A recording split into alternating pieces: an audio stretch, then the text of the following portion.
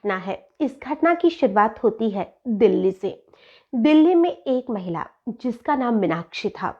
जो मीनाक्षी थी वो अपने पति अशोक से काफी समय से जिद कर रही थी कि उसे घूमने के लिए महाकुंभ जाना है और आखिरकार उसके पति ने इसके लिए हाँ कर ही दी। दोनों पति पत्नी 17 फरवरी को महाकुंभ के लिए निकल जाते हैं और महाकुंभ 18 फरवरी को पहुंच जाते हैं। 18 फरवरी को दोनों वहां पर स्नान करते हैं और 19 फरवरी को जो अशोक था वो अपने बड़े बेटे से फोन करता है और बड़े बेटे को फोन करके बताता है कि तुम्हारी जो माँ थी वो अचानक से इस भीड़ में कहीं खो गई है। मैं उसके लिए बहुत ज़्यादा परेशान हूँ। मैंने बहुत ढूंढा लेकिन फिर भी मुझे तुम्हारी माँ नहीं मिली। तो जो उसका बेटा था वो कहता है कि पापा आप चिंता ना करो, हम भी वहाँ पहुँच जाते हैं। और उसकी जो माँ थी वो मिलती ज़रूर है लेकिन जिस हालत में मिलती है उस हालत में तो किसी ने कल्पना भी नहीं की थी। आज की जो कहानी है वो आपको झकझोर के रख देगी। नमस्कार, आदाब, सत श्री अकाल। मैं हूं नंदिनी यादव।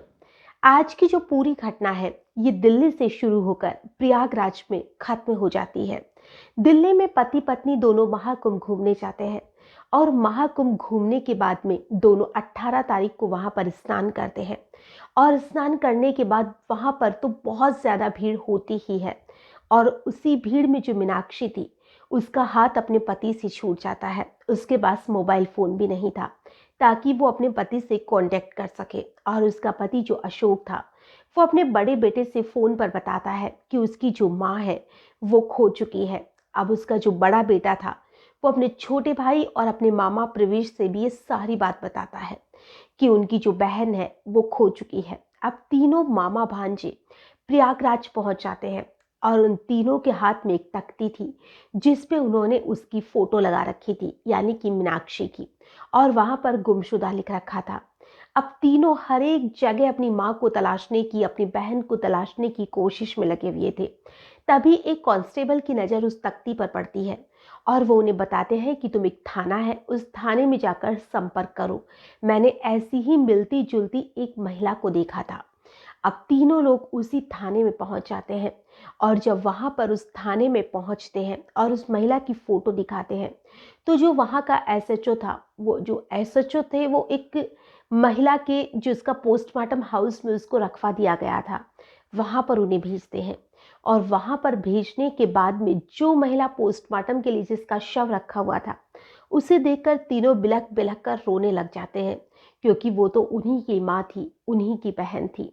अब तीनों ये नहीं समझ पा रहे थे कि आखिर उनकी माँ को मारा किसने है।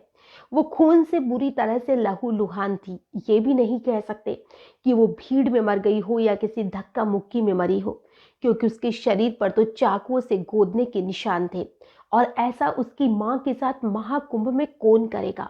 वहां तो लूट की वजह से भी उसकी माँ के साथ ऐसा नहीं किया जा सकता, क्योंकि उन्होंने तो ऐसा कुछ पहन ही नहीं रखा था। वो एक बेहद गरीब परिवार से आते थे तो उनके पास ऐसा कुछ था भी नहीं कि लूटपाट की वजह से कोई उनकी हत्या कर देगा। अब जो एसएचओ थे वो उसके बड़े बेटे अश्विनी से कहते हैं कि तुम अपने पिता को फ़ोन करके इसी थाने में बुला लो। तो वो अपने पिता को फ़ोन करता है और कहता है कि पापा, माँ की लाश मिली है। अब उसके पिता को उम्मीद तो नहीं थी कि इतनी जल्दी उनकी माँ की लाश उन्हें मिल जाएगी, लेकिन अब वो उस थाने में पहुंच जाते हैं और थाने में पहुंचने के बाद में जो एसएचओ था वो उसके पिता से कहता है कि तुमने अपनी पत्नी को क्यों मारा, अब ये भी बता दो। तो जो उनके पिता अशोक थे वो कहते हैं कि मैं अपनी पत्नी को क्यों मारूंगा। तो वो कहता है कि ये ना बोलो कि क्यों मारोगे, बस वजह बताओ। ये तो हमें पता चल चुका है कि तुमने ही अपनी पत्नी की हत्या की है। अशोक साफ इनकार करता है कि उसने अपनी पत्नी को नहीं मारा। तभी उनमें एक व्यक्ति वहां पर मौजूद होता है जिसको कि पुलिस ने बुलाया था। अब जो व्यक्ति वहां पर आता है वो एक लॉन्ज में नौकरी किया करता था और जिस लॉन्ज में लाश मिली थी वो वहीं पर ही नौकरी कर रहा था। जब उसे पूछा जाता है कि पूरी बात क्या है, अब तुम बताओ, तो जो लॉन्ज में काम करने वाला लड़का था वो बताता है कि रात को लगभग 9 बजे ये दोनों पति पत्नी हमारे लॉन्च में आए थे। इन्हें हमारा ही एक जानकर सुरेश जो है वो लेकर आया था और हमने जब इसे आईडी मांगी तो इसने कहा कि आईडी तो मैं इसी महाकुंभ में कहीं मेरी खो गई है, मेरा पर्स खो गया है। तो मेरे पास आईडी नहीं है। फिर हमने इनका फ़ोन नंबर लेना चाहा, तो इसने कहा कि मोबाइल तो मेरे पास है ही नहीं। ये कहकर इसने साफ इनकार कर दिया। हमें लगा कि महाकुंभ स्नान के लिए आया है, बेचारा कोई गरीब आदमी है, तो अगर इसको रात को नहीं रखा गया तो ये इधर उधर भटकता फिरेगा। साथ में इसके पत्नी भी है, और इसीलिए हमने इन्हें बिना किसी आईडी के 500 रुपए में एक कमरा किराए से दे दिया। लेकिन रात को जब हमने उठ के सुबह देखा तो सुबह ये वहां से गायब था, और इसकी पत्नी की जो लाश थी वो बाथरूम में पड़ी हुई थी। तो जो पुलिस वाले थे वो अब अशोक से पूछते हैं कि तुमने अगर पत्नी को मारा नहीं तो तुम वहां से क्यों गायब हो गए, और तुम्हारी जो पत्नी है उसकी हत्या उसी लॉन्च में हुई है, और उस लॉन्च में सीसीटीवी कैमरा भी लगा हुआ है, जिसमें ये भी नहीं कह सकते कि वहां पर उस लॉन्च में कोई और आया था। अब जो अशोक था वो टूट चुका था, क्योंकि उसके पास अब कोई भी रास्ता नहीं था, पुलिस का टॉर्चर उसे जो सहना था। तो वो बोलना शुरू करता है कि मेरा दिल्ली की ही रहने वाली एक महिला से अवैध संबंध है, और इस बारे में मेरी पत्नी को पता चल चुका था। तो वो बार बार उस महिला को छोड़ने के लिए मुझ पर दबाव बना रही थी, और मैं किसी भी कीमत पर उस महिला को छोड़ना नहीं चाह रहा था। मैं चाहे मीनाक्षी को छोड़ सकता था, लेकिन उस महिला को नहीं छोड़ सकता था, और इसीलिए मैंने इसी लॉन्च में उसकी हत्या कर दी। तो पुलिस वालों ने पूछा कि तुमने उसकी हत्या कैसे की, अब ये भी बता दो। तो वो कहता है कि मैंने महाकुंभ से ही एक दो चाकू खरीदे थे, जो अपनी पत्नी को कहा था कि हमें कुछ ना कुछ तो यहाँ से लेना ही चाहिए। तो मेरी पत्नी ने कहा कि ठीक है, कुछ भी ले लो।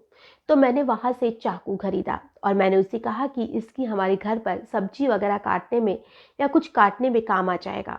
तो वहीं से मैंने नया चाकू लिया था, और उसी चाकू से रात को 1 बजे जब मेरी पत्नी बाथरूम जाती है तो मैं उसके पीछे पीछे बाथरूम चला गया, और वहीं पर उसकी चाकू से गोद कर हत्या कर दी। जब ये सारी चीजें उसके दोनों बेटों के सामने आती है, उसके साले के सामने आती है, तो तीनों बहुत ज्यादा हैरान थे और फूट फूट कर रोने लग जाते हैं।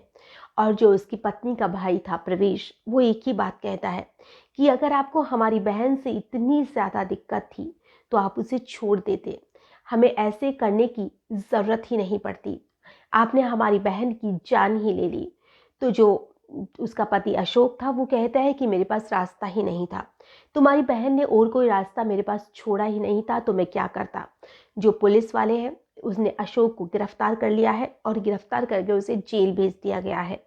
आज की जो पूरी घटना है, इसे सुनाने का हमारा उद्देश्य ना किसी को परेशान करना है, ना ही किसी का भी दिल दुखाना है। हमारा उद्देश्य बस इतना सा है कि अगर किसी भी पति पत्नी के रिश्ते में कोई भी खटास आती है तो उस रिश्ते में बैठकर उसे सुलझा लेना चाहिए, और अगर फिर भी नहीं बनती है तो डाइवोर्स भी तो एक रास्ता बनता है, एक दूसरे को छोड़ देना चाहिए। किसी को मारने से तो बहुत अच्छा है कि किसी को छोड़ दिया जाए, क्योंकि जो बेचारे तीनों बच्चे हैं वो अब पूरी तरह से अनाथ हो चुके हैं, और मीनाक्षी का तो कोई कसूर भी नहीं था, वो बिना कसूर के बेचारी महिला मारी गई है। तो अगर ऐसा कुछ होता है, बिल्कुल आपको साथ नहीं रहना है, तो आप एक दूसरे को डाइवोर्स दे दीजिए, जिससे भी आप अलग हो सकते हैं। किसी को मारना कोई भी रास्ता नहीं बनता है। अब जो अशोक है ना, तो वो शायद उस महिला से कभी लाइफ में मिल पाएगा, और इसके जो तीनों बच्चे हैं वो भी एक तरह से अनाथ हो चुके हैं। आज के लिए बस इतना ही, फिर मिलेंगे किसी नई घटना में, तब तक के लिए नमस्कार।